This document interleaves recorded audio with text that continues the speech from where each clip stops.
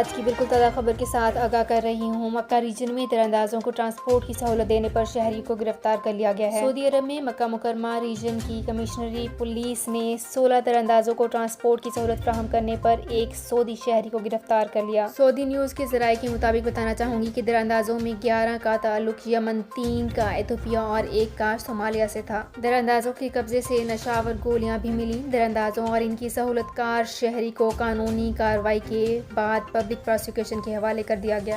تیراندازی اور تیراندازوں کی مدد سنگین جرائم میں سے ایک ہے۔ اس کے خاتمے میں تعاون ہر شہری اور مقیم غیر ملکی کی ذمہ داری ہے۔ تو فرینڈز، یہ تھی میری آج کی ویڈیو۔ اس ویڈیو کو فیس بک پیج پر زیادہ سے زیادہ شیئر کیجیے۔ شکریہ۔